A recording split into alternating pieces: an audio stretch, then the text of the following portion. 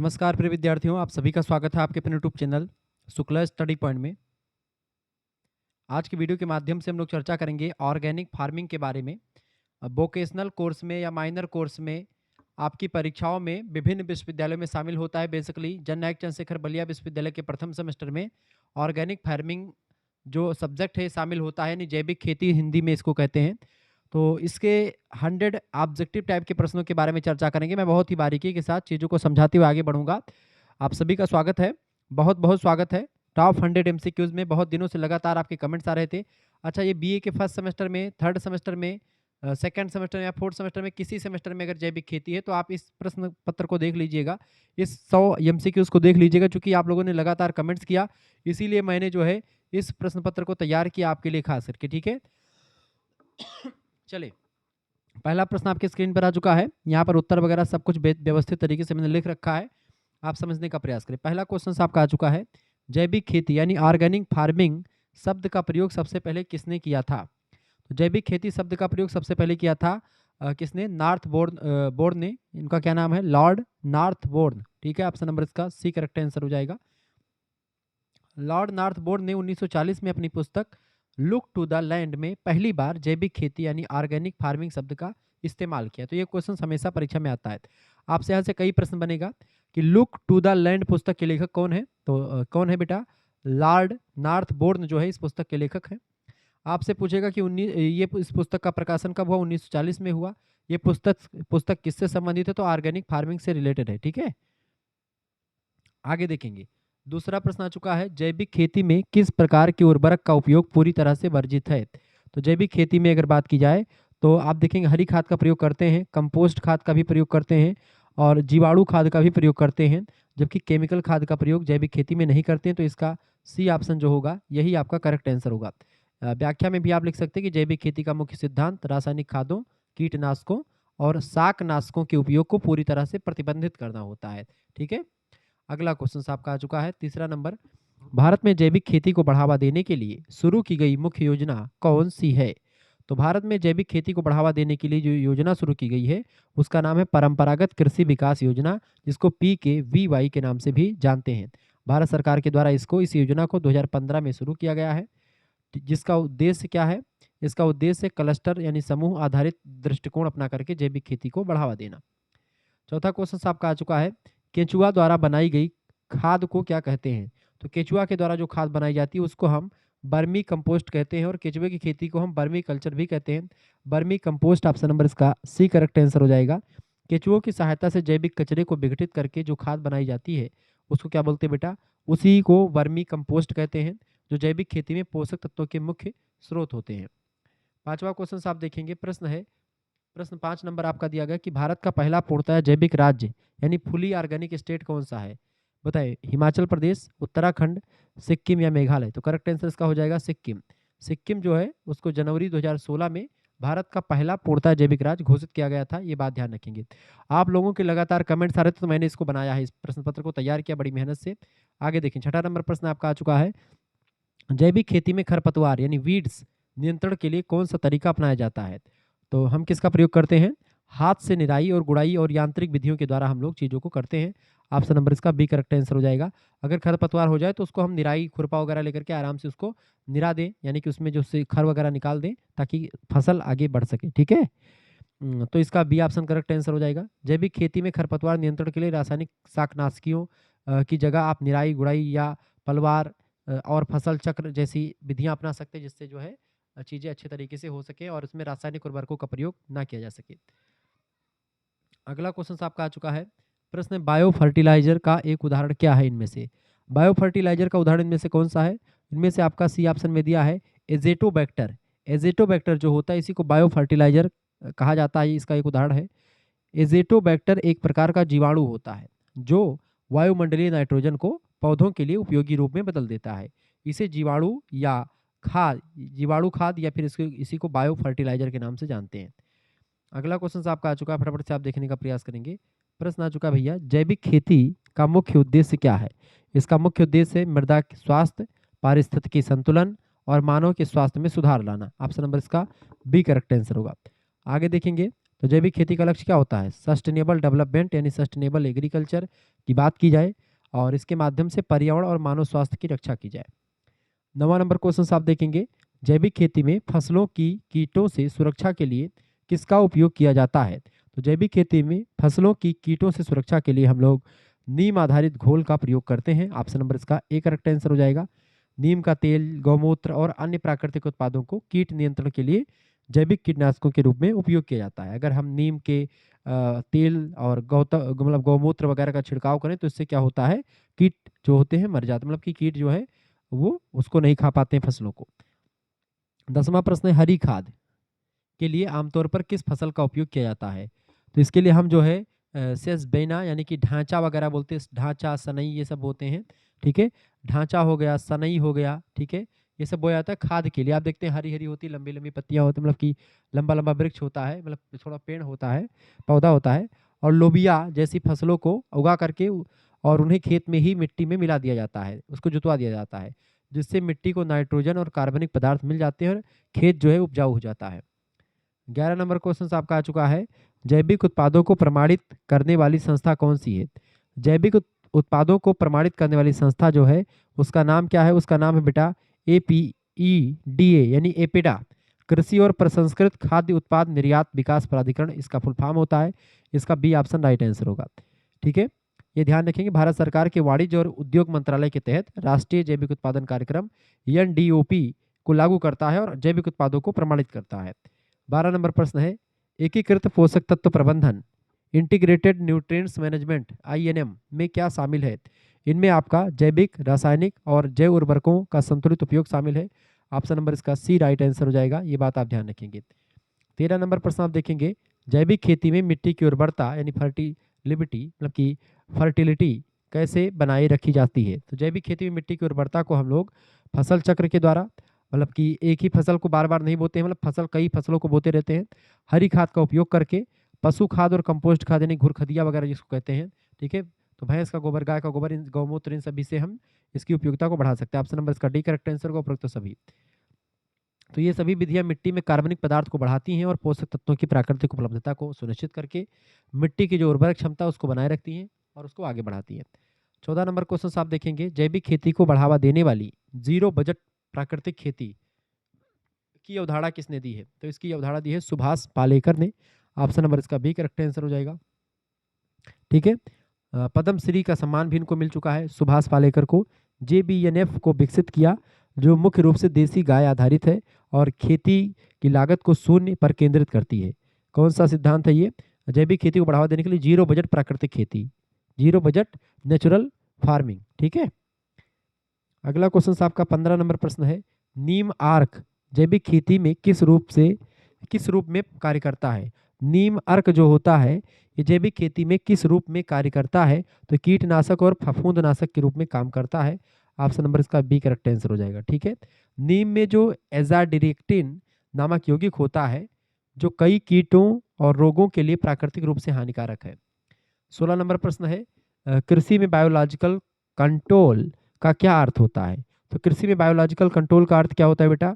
इसका अर्थ होता है कीटों को उनके प्राकृतिक शत्रुओं जैसे कि जो परभक्षी हैं या परजीवी हैं जो दूसरे जीवों पर निर्भर हैं भोजन के लिए, उनका उपयोग करके नियंत्रित करता है। ऑप्शन नंबर इसका बी करेक्ट आंसर होगा। नेक्स्ट क्वेश्चन आपका आ चुका है, फटाफट से आप देखने का प्रयास करेंगे। 17 नंबर प्रश्न है, जैविक खेती के लिए सबसे उपयुक्त मौसम कौन सा है? सबसे उपयुक्त मौसम होता है वैसे शुष्क उष्णकटिबंधीय और वर्षा आधारित सारे मौसम जो होते हैं जैविक खेती के लिए उपयुक्त होते हैं। डी ऑप्शन लगा देंगे। जैविक खेती किसी मौसम विशेष मौसम या जलवायु तक सीमित नहीं है, इसे विभिन्न प्रकार की कृषि जलवायु क्षेत्रों के में अनुकूल और स्थानीय संसाधनों का उपयोग करके किया जा सकता है। 18 नंबर प्रश्न आ चुका है, कंपोस्ट खाद बनाने की सबसे तेज विधि कौन सी है? कंपोस्ट खाद बनाने की सबसे तेज विधि इनमें से कौन सी है? तो विधि कौन सी है बेटा? वो विधि है नाडेप कंपोस्ट विधि। ऑप्शन नंबर इसका सी करेक्ट आंसर हो जाएगा, ठीक है।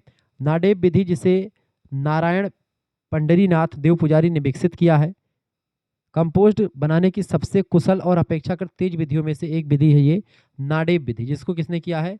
नारायण राव पंडरीनाथ देव पुजारी साहब ने इसको विकसित किया था, ध्यान रखेंगे। तो यहाँ से जो मैं व्याख्या में लिखा हूँ, ताकि व्याख्या से एक आध क्वेश्चन आपके बन जाए, तो जिस ये पीडीएफ आपको जब मिलेगा तो आप इसको आसानी से पढ़ पाइएगा और अच्छे तरीके से आपका हो जाएगा।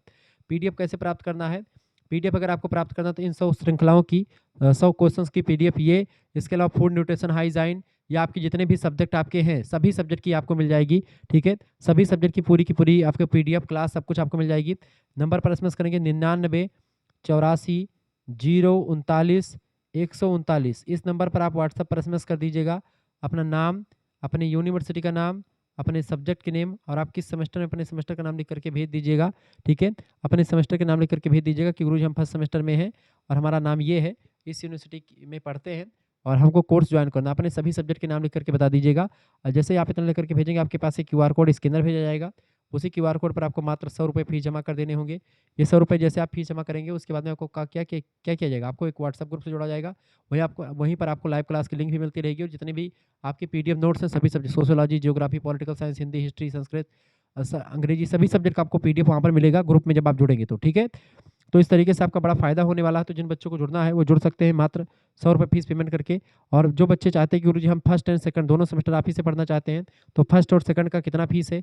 फर्स्ट और सेकंड का वैसे तो 200 रुपये फीस होता है, लेकिन आपके लिए बेसिकली 150 रुपये कर दिया गया है, ठीक है। मात्र 150 रुपये अगर आप फीस जमा करेंगे तो आपका फर्स्ट सेमेस्टर और सेकंड सेमेस्टर दोनों का पढ़ाया जाएगा, जिसमें 6 महीने की तक की लाइव क्लास सब कुछ आपको मिल जाएगा। सारे प्रैक्टिस सेट मिल जाएंगे, सभी सब्जेक्ट का आपको प्रैक्टिस सेट मिल जाएगा, मैराथन क्लास की पीडीएफ नोट्स, मॉडल पेपर की पीडीएफ नोट्स, पिछले साल के क्वेश्चन पेपर, साल अब की बार के जो विभिन्न विश्वविद्यालय के पेपर होते हैं उनको साल फॉर्म में आपको किया जाएगा, और सब कुछ आपको बारीकी से बताया जाएगा, ठीक है। चलिए, तो प्रश्न आपका 19 नंबर देखेंगे तो ये सारी पीडीएफ आपको मिल जाएंगी। अगला क्वेश्चन आपका आ चुका है, जैविक खेती में उपयोग किए जाने वाले जैव नियंत्रणक एजेंट, बायो कंट्रोल एजेंट्स का उदाहरण है इनमें से बताएं। वो होता है आपका ट्राइकोग्रामा, ठीक है, ट्राइकोग्रामा, करेक्ट आंसर हो जाएगा आपका ए ऑप्शन, ठीक है। ट्राइकोग्रामा जो होता है ये क्या है? एक परजीवी ततैया होता है, ततैया मैंने डंक मारने वाला जो होता है, जैसे हाड़ा वगैरह, जिसके अंडों का उपयोग कई कीटों के अंडों को नष्ट करने के लिए किया जाता है। यह जैविक नियंत्रण में एक महत्वपूर्ण एजेंट के रूप में काम करता है। 20 नंबर प्रश्न है, जैविक उत्पादों को भारत में किस लोगों के द्वारा पहचाना जाता है? बताएं। तो ये किस लोगों को, लोगो नहीं लिखा, लोगो माने होता है एक लोगो, ठीक है। तो लोगो में कौन सा है? वो इंडिया ऑर्गेनिक, ठीक है। जैविक उत्पाद इंडिया ऑर्गेनिक के नाम से जो है उसका लोगो लगा लगता है, ठीक है। एनपीओपी के तहत प्रमाणित जैविक उत्पादों को इंडिया ऑर्गेनिक लोगों का उपयोग करने की अनुमति देता है। 21 नंबर क्वेश्चन से, जैविक बीज यानी ऑर्गेनिक सीड्स का क्या अर्थ होता है? वो बीज जो कम कीमत पर उपलब्ध हों, ये वो बीज जो रासायनिक उर्वरकों के बिना उगाए गए हों और आनुवांशिक रूप से संशोधित हों। इसका बी ऑप्शन करेक्ट आंसर हो जाएगा, यही होते हैं। 22 नंबर क्वेश्चन आपका आ चुका है, प्रश्न आ चुका है, फसल चक्रण जैविक खेती में किस प्रकार सहायक है? तो फसल चक्रण जो होता है जैविक खेती में किस प्रकार सहायक है? तो वो यह कीटों और रोगों को चक्र को तोड़ता है, या मिट्टी की उर्वरता को बनाए रखता है। दोनों करेक्ट आंसर हो जाएंगे, C option A and B दोनों राइट आंसर होंगे। 23 नंबर प्रश्न आ चुका है, जैविक खेती का कौन सा सिद्धांत मिट्टी के कटाव को रोकने में मदद करता है? तो आपका है पलवार, ठीक है। पलवार जो होता है ये जैसे पुआल या सूखी घास से जमीन को ढकना, मिट्टी की नमी बनाए रखना, या बारिश या हवा के सीधे संपर्क से बचा करके कटाव को कम करता है। तो इसीलिए जैविक खेती जो होती है इससे जो है जैविक खेती का कौन सा सिद्धांत? तो है पलवार सिद्धांत, जिसमें भूमि की जो आर्द्रता है उसको बनाए रखा जाता है। 24 नंबर क्वेश्चन से आपका, जैविक खेती के संदर्भ में पीपीएम का पूर्ण रूप क्या है? पीपीएम का फुल फॉर्म, पीपीएम का फुल फॉर्म होता है बेटा, क्या होता है? पार्ट्स पर मिलियन, ठीक है। बी ऑप्शन करेक्ट आंसर होगा, पार्ट्स पर मिलियन। जैविक उत्पादों में रासायनिक अवशेषों की मात्रा को मापने के लिए एक मानक इकाई होती है पार्ट्स पर मिलियन। 25 नंबर क्वेश्चन आपकी स्क्रीन पर आ चुका है, देखेंगे। प्रश्न है, जैविक खेती का सबसे बड़ा लाभ क्या है? जैविक खेती का सबसे बड़ा लाभ कौन सा है इनमें से बताएं। तो ये सबसे बड़ा लाभ है पर्यावरण प्रदूषण को कम होना और स्वास्थ्यवर्धन भोजन। Option number C correct answer हो जाएगा। 26 नंबर क्वेश्चन आपका आ चुका है, प्रश्न है, राष्ट्रीय जैविक उत्पादन कार्यक्रम एनपीओपी भारत में किस वर्ष शुरू किया गया था? 2001 में भारत में शुरू किया गया, option number B correct answer होगा। भारत सरकार के द्वारा जैव उत्पादन प्रसंस्करण, लेबलिंग और व्यापार के लिए मानकों को विकसित करने और देश में जैविक प्रमाणीकरण की सुविधा प्रदान करने के लिए 2001 में इसको शुरू किया गया था। 27 नंबर क्वेश्चन आ चुका, निम्नलिखित में से कौन सा जैविक कीट नियंत्रण का तरीका नहीं है? तो इनमें से आपका डीडीटी जो होता है, इसका छिड़काव करना, ये सब कीटनाशक है। डीडीटी क्या है? एक कीटनाशक होता है, तो इसलिए इसका प्रयोग नहीं किया जाता। बाकी जो है फेरोमोन ट्रैप हो गया आपका, ठीक है, ट्राइकोग्रामा परजीवी हो गया, और प्रकाश प्रपंच, ये सब जो है हम करके जैविक कीटों को नियंत्रित कर सकते हैं। जबकि डीडीटी जो होता है, इसके छिड़काव से हम जैविक कीटों को मार देते हैं। ये आपका एक कीटनाशक है। अगला क्वेश्चन आपका आ चुका है, डीडीटी एक हानिकारक रासायनिक कीटनाशक है जिसका उपयोग जैविक खेती में पूरी तरह से वर्जित है और यह पर्यावरण के लिए नुकसानदेह भी है। 28 नंबर प्रश्न आ चुका है, जैविक खेती में मिट्टी की संरचना और जल धारण क्षमता को सुधारने के लिए क्या सबसे प्रभावी तरीका है? तो होता है आपका मिट्टी में कार्बनिक पदार्थ का मिलना। ऑप्शन नंबर इसका बी करेक्ट आंसर हो जाएगा। कंपोस्ट, हरी खाद या पशु खाद जैसे कार्बनिक पदार्थ मिट्टी के कणों को बांधने में मदद करते हैं, जिससे उनकी संरचना और पानी सोखने की क्षमता में सुधार होता है। 29 नंबर क्वेश्चन आपके स्क्रीन पर आ चुका, फटाफट से आप देखेंगे। प्रश्न आ चुका भैया, दलहनी फसलों को फसल चक्रण में शामिल करने का मुख्य उद्देश्य क्या होता है? दलहनी फसलों फसलों को फसल चक्रण में शामिल करने का मुख्य उद्देश्य होता है राइजोबियम राइजोबियम जीवाणु द्वारा मिट्टी में नाइट्रोजन स्थिरीकरण करना। ऑप्शन नंबर इसका सी करेक्ट आंसर होगा। दलहनी फसलों की जड़ों में क्या होता है कि राइजोबियम नामक जीवाणु गांठें बना करके वायुमंडलीय नाइट्रोजन को मिट्टी में स्थिर करते हैं, जिससे मिट्टी स्वाभाविक रूप से उपजाऊ बनती है। 30 नंबर प्रश्न है, पोषक तत्वों का चक्रीकरण जैविक खेती का एक प्रमुख हिस्सा क्यों है? बताएं। पोषक तत्वों का चक्रीकरण जैविक खेती का एक प्रमुख हिस्सा क्यों है, इसके बारे में बताएं। इसका करेक्ट आंसर हो जाएगा कि यह अपशिष्टों का उपयोग करके मिट्टी में पोषक तत्वों को पुनः स्थापित करता है। Option number C correct answer था। 31 नंबर प्रश्न है, जैविक खेती में ट्राइकोडर्मा विरिडी का उपयोग किस रूप में किया जाता है? तो इसका उपयोग जैविक फफूंदनाशक के रूप में करते हैं। ऑप्शन नंबर इसका बी करेक्ट आंसर हो जाएगा। 32 नंबर, उस प्रक्रिया को क्या कहते हैं जिसमें जैविक कचरे को हवा की उपस्थिति में विघटित किया जाता है? तो उसको हम बोलते हैं कंपोस्टिंग। कंपोस्टिंग ऑप्शन नंबर इसका सी करेक्ट आंसर होगा। 33 नंबर प्रश्न आ चुका, निम्नलिखित में से कौन सा भारत सरकार के परंपरागत कृषि विकास योजना PKBY का एक घटक है? इनमें से बताएं। तो इसका करेक्ट आंसर हो जाएगा किसानों के, यानी बी ऑप्शन, किसानों के जैविक खेती के क्लस्टर यानी समूह बनाना।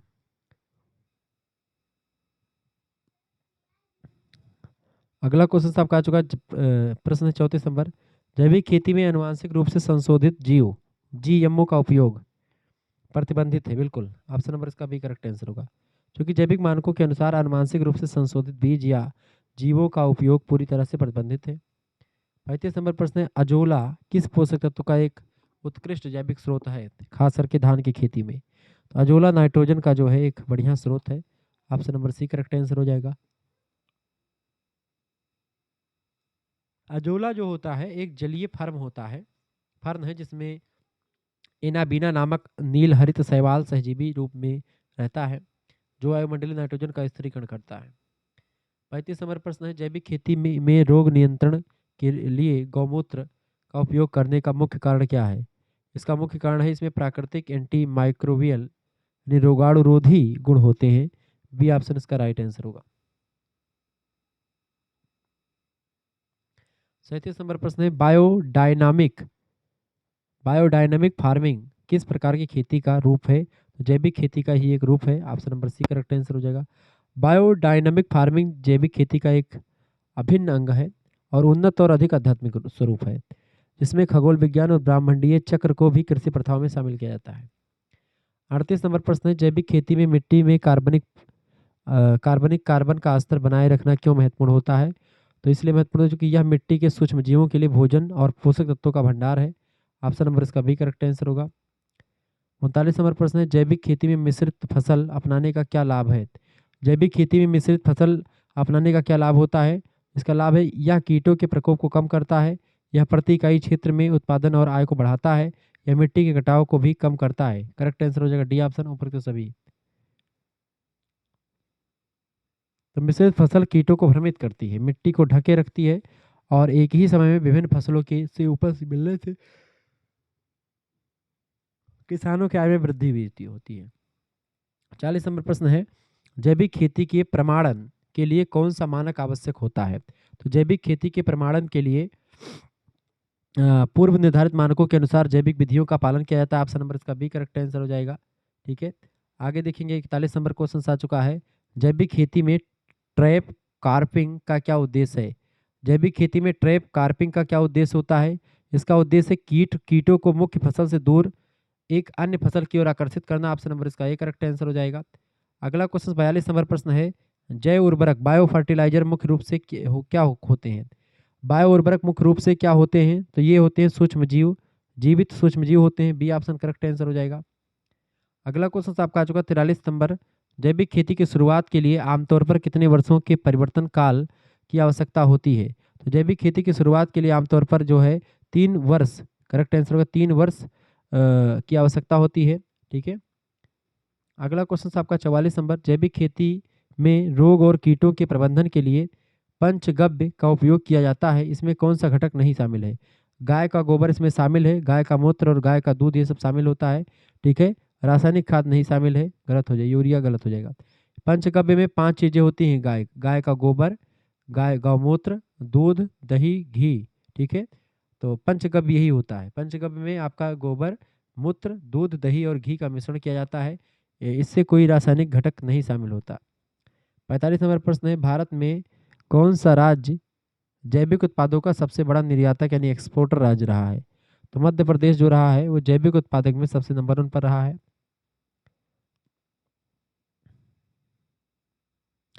46 नंबर प्रश्न है, किस वर्ष भारत ने परंपरागत कृषि विकास योजना PKVY शुरू किया था? 2015 में शुरू किया। ऑप्शन नंबर इसका बी करेक्ट आंसर हो जाएगा। जैविक खेती को बढ़ावा देने के लिए संस्था बनी थी। अगला क्वेश्चन से, जैविक खेती को बढ़ावा देने वाली अंतर्राष्ट्रीय संस्था इफोएम यानी IFOAM का पूरा नाम क्या है? इसका फुल फॉर्म होता है International Federation of Organic Agriculture Movement. Option number B correct answer हो जाएगा। ये वैश्विक स्तर पर जैविक खेती के सिद्धांतों और मानकों को स्थापित करने वाला एक प्रमुख संगठन है। 48 नंबर क्वेश्चन आपका आ चुका है, जैविक खेती में किस प्रकार के जल का उपयोग करना सबसे अच्छा माना जाता है? तो जैविक खेती में स्वच्छ और प्रदूषण मुक्त जल यानी clean and pollution free water का प्रयोग करते हैं। ऑप्शन नंबर इसका सी करेक्ट आंसर होगा। जैविक मानकों के अनुसार उपयोग किए जाने वाले जल में किसी भी प्रकार के हानिकारक रासायनिक या भारी धातुओं के संदूषण की अनुमति नहीं होती। 49 नंबर क्वेश्चन है, जैविक खेती के आर्थिक लाभों में शामिल है। इसके आर्थिक लाभों में आपका उत्पादों का उच्च विक्रय मूल्य शामिल है, खेती की लागत में कमी और स्थानीय बाजारों में बेहतर पहुंच। करेक्ट आंसर हो जाएगा आपका डी ऑप्शन, बिल्कुल राइट आंसर। 50 नंबर प्रश्न है, जैविक खेती को पारिस्थितिक खेती भी क्यों कहा जाता है? तो जैविक खेती को पारिस्थितिक खेती भी कहते हैं, क्यों कहते हैं? क्योंकि यह प्राकृतिक परिस्थितियों और प्राकृतिक प्रक्रियाओं का सम्मान करती है और उसका उपयोग भी करती है। बी ऑप्शन इसका राइट आंसर होगा। ठीक है, क्योंकि जैविक खेती मिट्टी में जीवों, फसल चक्रण और प्राकृतिक कीट नियंत्रण जैसे पारिस्थितिक तंत्र के प्राकृतिक सिद्धांतों पर निर्भर रहती है। अगला क्वेश्चन आपका आ चुका है, फास्फेट घुलनशील जीवाणु का उपयोग जैविक खेती में किस उद्देश्य के लिए किया जाता है? तो इसका हम उपयोग करते हैं मिट्टी में अघुलनशील फास्फेट के को पौधों के लिए उपलब्ध कराने के लिए। ऑप्शन नंबर इसका बी करेक्ट आंसर होगा। अगला क्वेश्चन आपका आ चुका, बायोमास से क्या तात्पर्य है? बायोमास का मतलब क्या होता है?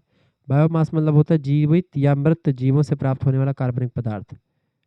कृषि के संदर्भ में बायोमास में फसल अवशेष, पशुओं का अपशिष्ट यानी मलबा और हरी खाद्य सामग्री ये सब शामिल होती हैं, जिनका उपयोग मिट्टी में कार्बनिक पदार्थों को जोड़ने के लिए किया जाता है। 53 नंबर प्रश्न है, जैविक खेती में मिट्टी की जुताई को कम करने को क्या प्रोत्साहित करते हैं, क्यों प्रोत्साहित करते हैं? तो यह मिट्टी के कार्बनिक पदार्थ को के नुकसान को कम करता है और मिट्टी के जीवों को बचाता है। एक एकीकृत कीट प्रबंधन का कौन सा घटक जैविक खेती के सिद्धांतों के अनुरूप है? इंटीग्रेटेड पेस्ट मैनेजमेंट का कौन सा घटक जैविक खेती के सिद्धांतों के अनुरूप है? तो होता है आपका कीटों के प्राकृतिक शत्रुओं का संरक्षण उपयोग। इसका बी ऑप्शन राइट आंसर होगा। भारत में जैविक उत्पादों के निर्यात को बढ़ावा देने के लिए मुख्य रूप से कौन सी सरकारी एजेंसी काम करती है? तो भारत में जैविक उत्पादों के निर्यात को बढ़ावा देने के लिए मुख्य रूप से कौन सी सरकारी एजेंसी काम करती है? तो है APEDA. C option correct answer हो जाएगा। अगला क्वेश्चन आप देखेंगे, प्रश्न है 56 नंबर, माइकोराइजा कवक जैविक खेती में किस प्रकार सहायता करता है? तो ये क्या करता है माइकोराइजा?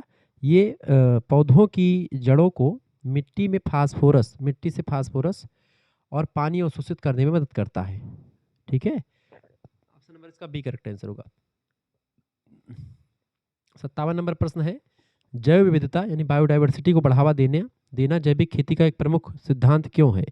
इसलिए है चूंकि यह पारिस्थितिकी तंत्र को मजबूत करता है और प्राकृतिक कीट नियंत्रण को बढ़ावा देता है।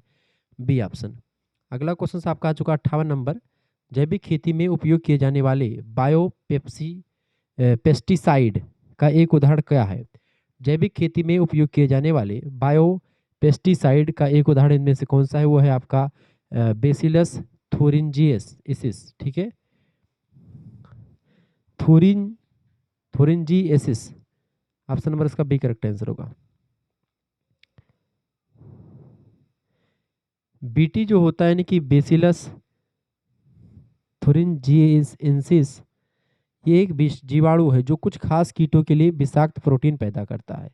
इसका उपयोग जैविक रूप से अनुमोदित कीटनाशक के रूप में किया जाता है। जैविक खेती के सिद्धांतों के अनुसार किसानों को किस प्रकार की ऊर्जा उपयोग करने के लिए प्रोत्साहित किया जाता है? तो इसमें जो है नवीकरणीय ऊर्जा की बात होती है, रिन्यूएबल एनर्जी जैसे सौर एनर्जी या पवन एनर्जी या जल विद्युत। ठीक है, अगला क्वेश्चन आपका आ चुका है, ये सब ऐसे संसाधन हैं जो कि कभी खत्म नहीं होते, जो असीमित हैं, उन्हीं को नवीकरणीय संसाधन कहते हैं। और अनवीकरणीय में जैसे जीवाश्म ईंधन वगैरह हो गया, कोयला, पेट्रोल, ये सब। जैविक खेती में उपयोग किए जाने वाले जीवाणु यानी खाद बायो फर्टिलाइजर जिसको कह सकते हैं एजेटोबैक्टर क्या है? इसका क्या काम होता है? इसका काम होता है बेटा क्या, वायुमंडलीय नाइट्रोजन का स्थिरीकरण करना। ऑप्शन नंबर इसका बी करेक्ट आंसर होगा। नेक्स्ट क्वेश्चन से आपका 61 नंबर, जीवामृत क्या है? जीवामृत जो होता है गोबर, गौमूत्र, गुड़, बेसन और मिट्टी से बना एक प्राकृतिक उर्वरक और माइक्रोबियल बूस्टर, इसी को जीव अमृत कहते हैं। ठीक है, जीवामृत सुभाष पालेकर की JBNF पद्धति का एक प्रमुख घटक है जिसका उपयोग मिट्टी में लाभकारी सूक्ष्मजीवों की संख्या को बढ़ाने के लिए किया जाता है। 62 नंबर प्रश्न आ चुका, जैविक खेती में बहुफसलीकरण यानी मल्टीपल क्रॉपिंग का क्या महत्व है? इसका महत्व है कि यह मिट्टी को ढक करके रखता है, कटाव रोकता है और कीट नियंत्रण में मदद भी करता है। B option. अगला क्वेश्चन है, जैविक उत्पादों की मार्केटिंग के लिए किस प्रकार के लेबलिंग की आवश्यकता होती है? तो इसमें जो है प्रमाणीकरण निकाय का नाम और लोगों की आवश्यकता होती है। B option. 64 नंबर प्रश्न है, निम्नलिखित में से कौन सी विधि जैविक रूप से खरपतवार नियंत्रण के लिए उपयुक्त है? तो सौर उष्मीकरण करेक्ट आंसर हो जाएगा आपका, बी ऑप्शन। अगला क्वेश्चन आपका आ चुका 65 नंबर, जैविक खेती में सस्टेनेबिलिटी का क्या अर्थ होता है? इसका मतलब होता है पर्यावरण को बिना नुकसान पहुंचाए भविष्य की पीढ़ियों के लिए उत्पादन जारी रखने की क्षमता। B option. अगला क्वेश्चन आपका आ चुका 66 नंबर, राइजोबियम कल्चर का उपयोग किस प्रकार की फसलों के साथ करना सबसे प्रभावी होता है? तो दलहनी फसलों के साथ। ऑप्शन नंबर इसका बी करेक्ट आंसर होगा। अगला क्वेश्चन आपका आ चुका है, जैविक खेती में पशुधन को कैसे प्रबंधित करेंगे? जैविक खेती में पशुधन को हम लोग उन्हें प्राकृतिक रूप से पालना और उन्हें जैविक भोजन खिलाना, इससे हम, ऑप्शन नंबर इसका बी करेक्ट आंसर होगा। अगला क्वेश्चन 67 नंबर प्रश्न आप देखेंगे, जैविक खेती में सफसलीकरण का उपयोग का क्या लाभ होता है?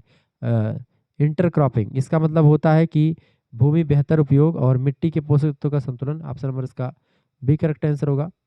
अगला क्वेश्चन है 69 नंबर, जैव उर्वरक यानी बायो फर्टिलाइजर के प्रयोग का सबसे बड़ा फायदा क्या है? जैव उर्वरक के प्रयोग का सबसे बड़ा फायदा क्या होता है? यह सस्ता, पर्यावरण के अनुकूल और मिट्टी को पोषण करता है। Option number B correct answer हो जाएगा। 70 नंबर प्रश्न है, राष्ट्रीय जैविक खेती केंद्र यानी national centre of organic farming NCOF कहाँ पर स्थित है? ये कहाँ पर स्थित है? गाजियाबाद यानी उत्तर प्रदेश में स्थित है, ध्यान रखेंगे। 71 नंबर क्वेश्चन है, जैविक खेती में मिट्टी की कार्बन नाइट्रोजन अनुपात बनाए रखने का क्या महत्व है? यह कार्बनिक पदार्थों के उचित और तेजी से विघटन को सुनिश्चित करता है। B option. 72 नंबर प्रश्न है, जैविक खेती के प्रमाणन में जैविक खेती के प्रमाणन में ट्रेसिबिलिटी का क्या अर्थ होता है? ट्रेसिबिलिटी मतलब होता है उत्पाद की उत्पत्ति, उत्पादन और प्रसंस्करण की पूरी प्रक्रिया को ट्रैक करने की क्षमता को ही बोलते हैं ट्रेसिबिलिटी। ठीक है। ट्रेसिबिलिटी सुनिश्चित करती है कि उपभोक्ता को पता चले कि उत्पाद वास्तव में जैविक मानकों के तहत उगाया गया है, जिससे विश्वास बना रहे उनका। 73 नंबर प्रश्न है, जैविक खेती के लिए सबसे बड़ी चुनौती क्या है? जैविक खेती के लिए सबसे बड़ी चुनौती है रासायनिक खेती की तुलना में प्रारंभिक चरण में कम उपज होती है इसमें, इसीलिए। अगला क्वेश्चन आपका स्क्रीन पर आ चुका है 74 नंबर, वह प्रक्रिया जिसमें फसल के अवशेषों को जलाया नहीं जाता बल्कि मिट्टी में मिलाया जाता है, क्या कहलाती है? उस प्रक्रिया को हम फसल क्या बोलते हैं? फसल अवशेष प्रबंधन बोलते हैं। Option number C correct answer होगा। फसल अवशेष को मिट्टी में मिलाना जैविक खेती का एक महत्वपूर्ण हिस्सा है, क्योंकि यह मिट्टी में कार्बनिक पदार्थ और पोषक तत्वों को वापस जोड़ता है। 75 नंबर प्रश्न आ चुका है, system of rice intensification SRI किस प्रकार की खेती के लिए एक अनुकूलतम तरीका है? तो जैविक खेती के लिए option number B correct answer होगा। तो SRI धान उगाने की एक विधि है जिसमें कम पानी कम बीज का उपयोग कर किया जाता है। यह मिट्टी के स्वास्थ्य को बनाए रखने पर ध्यान केंद्रित करता है, जो जैविक सिद्धांतों के अनुरूप है। 76 नंबर प्रश्न है, जैविक खेती में उपयोग किए जाने वाले गन्ने के कचरे की खाद का मुख्य लाभ क्या है? यह मिट्टी के कार्बनिक पदार्थ कैल्शियम और मैग्नीशियम की आपूर्ति करता है, इसी यही लाभ होता है। अगला क्वेश्चन आपका आ चुका है 77 नंबर प्रश्न है, बायोडाइजेस्टर का उपयोग जैविक खेती में किस प्रकार सहायक होता है? तो बायोडाइजेस्टर का उपयोग जैविक खेती में जो होता है वो यह जैविक अवशिष्टों से बायोगैस और खाद उत्पन्न करता है। Option number B correct answer होगा। अगला क्वेश्चन आपका आ चुका 78 नंबर, भारत में जैविक उत्पादों का राष्ट्रीय डेटाबेस कौन बनाए रखता है? तो भारत में जैविक उत्पादों का राष्ट्रीय डेटाबेस जो होता है वाणिज्य मंत्रालय के तहत APEDA संस्था जो है वो करती रहती है। ठीक है। राष्ट्रीय जैविक उत्पादन कार्यक्रम, जिसको आप NPOP कहते हैं, उसके तहत प्रमाणित सभी जैविक उत्पादों, प्रोसेसरों और निर्यातों को डाटा बेस बनाती है कौन? एपेडा। 79 नंबर प्रश्न, जैविक खेती में मृदा स्वास्थ्य कार्ड सोयल हेल्थ कार्ड का उपयोग क्यों किया जाता है? इसका उपयोग यह मिट्टी में उपलब्ध पोषक तत्वों के स्तर को जानने में मदद करता है, ताकि तदनुसार जैविक खाद का उपयोग किया जा सके। बी ऑप्शन करेक्ट आंसर होगा। 80 नंबर क्वेश्चन से, जैविक खेती में सहिष्णुता सीमा टॉलरेंस लिमिट किसे संदर्भित करती है? तो ये जैविक उत्पादों में रासायनिक कीटनाशकों या अवशेषों की स्वीकार्य अधिकतम सीमा को स्वीकार करती है। B option. 81 नंबर देखेंगे, पोषण घोलक जीवाणु पोटास घोलक जीवाणु जैविक खेती में किस प्रकार उपयोगी होते हैं? तो वे मिट्टी में मौजूद पोटास को पौधों के लिए घुलनशील बनाते हैं। ऑप्शन नंबर इसका ए करेक्ट आंसर हो जाएगा। ए ऑप्शन बिल्कुल राइट आंसर। 82 नंबर प्रश्न आ चुका है, बायोडाइवर्सिटी को संरक्षित करने के लिए जैविक खेती में किस प्रकार के बीजों को प्राथमिकता दी जाती है? तो बायोडाइवर्सिटी को संरक्षित करने के लिए जैविक खेती में किस प्रकार के बीजों को प्राथमिकता दी जाती है? तो वो जो है दी जाती है स्थानीय या देसी बीजों को। 83 नंबर प्रश्न है, जैविक खेती में बीज उपचार के लिए सामान्यतः किसका उपयोग किया जाता है? जैविक खेती में बीज उपचार के लिए सीड ट्रीटमेंट के लिए हम लोग ट्राइकोडर्मा और इस स्यूडोमोनास जैसे जैव नियंत्रण एजेंट का प्रयोग करते हैं। ऑप्शन नंबर इसका भी करेक्ट आंसर होगा। ये लाभकारी सूक्ष्म जीव बीज को मिट्टी जनित रोगों से बचाते हैं, जिससे अंकुर दर और शुरुआती विकास में सुधार आती है। 84 नंबर प्रश्न आ चुका है, बायोडायनेमिक फार्मिंग में प्लेनेटरी साइकिल को क्यों महत्व दिया जाता है? तो इसमें जो है यह फसल बुआई, रोपण और कटाई के समय को अनुकूलित करने के लिए किया जाता है। ऑप्शन नंबर इसका बी करेक्ट आंसर हो जाएगा। अगला क्वेश्चन आपका 85 नंबर प्रश्न है, फार्म यार्ड मैन्योर यानी कि जिसको आप कह सकते हैं FYM जैविक खेती में किसका स्रोत है? ये तो ये नाइट्रोजन, फास्फोरस, पोटास और कार्बनिक पदार्थों का स्रोत है। ऑप्शन नंबर इसका बी करेक्ट आंसर हो जाएगा।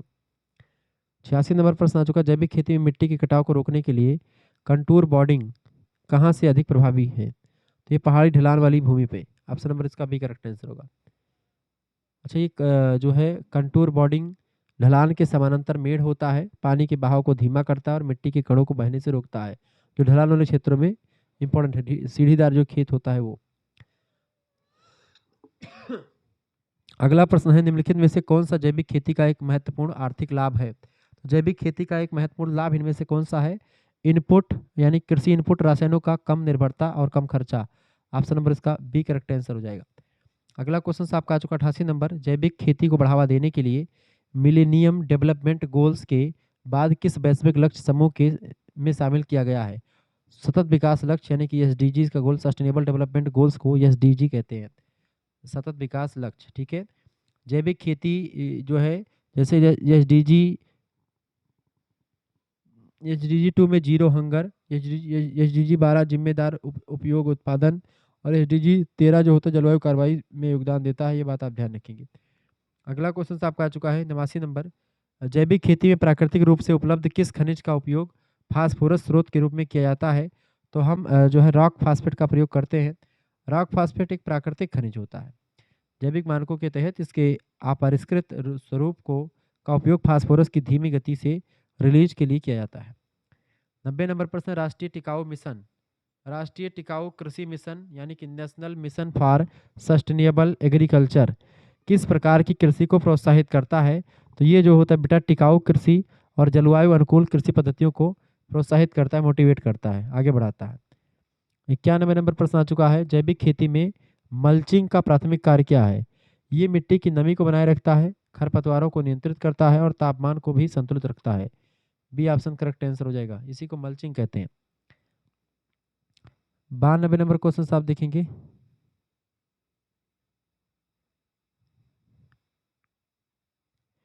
उस जैविक कीटनाशक का नाम बताइए जो पौधों के अर्क से बना होता है और कई कीटों के लिए फीडेंट रिपेलेंट यानी भोजक विकर्षक का काम करता है। तो उस जैविक कीटनाशक का नाम बताइए जो पौधों के अर्क से बना होता है और कई कीटों के लिए फीडेंट रिपेलेंट का काम करता है। तो वो होता है आपका नीम का तेल। ऑप्शन नंबर इसका बी करेक्ट आंसर हो जाएगा। नीम के तेल में एजाडिरेक्टिन होता है जो कीटों को खाने से रोकता है और उनके विकास चक्र को बाधित करता है। 93 नंबर प्रश्न, जैविक खेती के प्रमाणन के लिए किसान को किन बातों का रिकॉर्ड रखना आवश्यक होता है? तो उपयोग किए गए बीज स्रोत का, उपयोग की गई जैविक खाद का प्रकार और मात्रा का, मिट्टी का विश्लेषण परिणाम का, इन सभी का। Option number D correct answer हो जाता है, उपरोक्त सभी इसका करेक्ट आंसर हो जाएगा। जैविक प्रमाणन एक विस्तृत रिकॉर्ड कीपिंग प्रक्रिया पर निर्भर करता है जिसे ऑडिट ट्रेल कहा जाता है, ताकि यह सुनिश्चित किया जा सके कि मानकों का पालन किया गया है। 94 नंबर प्रश्न है, जैविक उत्पादों की मांग भारत में क्यों बढ़ रही है? स्वास्थ्य के प्रति बढ़ती जागरूकता और खाद्य सुरक्षा की चिंताओं की वजह से जैविक उत्पादों की मांग भारत में बढ़ रही है। बड़े बड़े लोग जैविक प्रोडक्ट को ही खाते हैं। Option number B correct answer होगा। 95 नंबर क्वेश्चन आपका आ चुका है। परंपरागत कृषि योजना PKVY में एक क्लस्टर का एक समूह का न्यूनतम आकार कितना निर्धारित किया गया है? तो 20 हेक्टेयर निर्धारित किया गया है। ठीक है, PKVY में किसानों को कम से कम 20 हेक्टेयर के समूहों में संगठित किया जाता है ताकि जैविक खेती को एक बड़े और व्यवहार क्षेत्र में बढ़ावा दिया जा सके। 96 नंबर प्रश्न आ चुका है। जैविक खेती में शून्य जुताई नो टिल फार्मिंग का क्या महत्व है? यह मिट्टी के कटाव को रोकता है और कार्बन को मिट्टी में बनाए रखने में मदद भी करता है। बी ऑप्शन करेक्ट आंसर होगा। 97 नंबर प्रश्न, जैविक खेती में बायोलॉजिकल कंट्रोल के लिए किस जानवर का उपयोग स्नेल्स और स्लग्स को नियंत्रित करने के लिए किया जाता है? तो है वो बतख का प्रयोग। बतख खास करके इंडियन रनर डक जो को जैविक खेतों में स्नेल्स और स्लग्स और कुछ कीटों को खाने के इस्तेमाल के लिए इन बतखों का प्रयोग किया जाता है। क्योंकि बतख जो है कीटों को खा लेते हैं, तो ऐसे में रासायनिक चीज़ों को नहीं डालना पड़ता। अगला क्वेश्चन से, इंडिया ऑर्गेनिक लोगो के लिए इंडिया ऑर्गेनिक लोगो किसके द्वारा अनुमोदित है? तो ये भारत सरकार के द्वारा अनुमोदित है। ऑप्शन नंबर इसका बी करेक्ट आंसर होगा, NPOP के द्वारा। ठीक है, राष्ट्रीय जैविक उत्पादन कार्यक्रम कहते हैं हिंदी में इसको। भारत में जैविक प्रमाणन और इंडिया ऑर्गेनिक लोगो के उपयोग के लिए मानक निर्धारित करता है। 99 नंबर प्रश्न है, जैविक खेती अपनाने में सबसे बड़ा पर्यावरणीय लाभ क्या है? तो इससे होता है कि मिट्टी में हानिकारक रासायनिक अवशेष कम हो जाते हैं, यही लाभ होता है इसका। अगला क्वेश्चन 100 नंबर और लास्ट क्वेश्चन है, जैविक खेती का अंतिम लक्ष्य क्या है? जैविक खेती का अंतिम लक्ष्य है एक बंद लूप पारिस्थितिकी तंत्र बनाना जो बाहरी सिंथेटिक इनपुट पर निर्भर करता हो, इसका बी ऑप्शन बिल्कुल राइट आंसर हो जाएगा। इस तरीके से आपने ये 100 क्वेश्चंस को समझ लिया है, बहुत ही इंपॉर्टेंट है परीक्षा की दृष्टि से। अब जिन बच्चों को इसका पीडीएफ प्राप्त करना, पीडीएफ भी प्राप्त कर सकते हैं, ठीक है। 91 बोल रहा हूँ, 9984 039 139 इस नंबर पर एसएमएस कर दीजिएगा। फर्स्ट सेमेस्टर के कोर्स ज्वाइन करने के लिए अपना नाम, अपनी यूनिवर्सिटी का नाम, अपने सब्जेक्ट के नेम और किस सेमेस्टर में अपने सेमेस्टर का नाम लिख करके भेज दीजिएगा। केवल फर्स्ट सेमेस्टर की फीस 100 रुपये है, जिसमें सभी सब्जेक्ट आपको मिल जाएंगे। और केवल अगर आप फर्स्ट एंड सेकंड दोनों सेमेस्टर का जुड़ेंगे तो केवल 150 रुपये फीस लगेगा। इसमें 50 रुपये की छूट भी चल रही है, ऑफर में है ये, ठीक है। नहीं तो दोनों सेमेस्टर का फीस कितनी रुपये है, 200 रुपये है, लेकिन अभी केवल 150 रुपये में आपको मिलेगा। जिन बच्चों को जुड़ना है तुरंत एसएमएस करके जुड़ जाए, ठीक है। धन्यवाद, मिलते हैं फिर नेक्स्ट वीडियो में, तब तक के लिए जय हिंद जय भारत। आप सभी का बहुत बहुत धन्यवाद। हमारे से जुड़ने के लिए इसी प्रकार से अपना प्यार दुलार बना रखिए। बहुत बहुत धन्यवाद।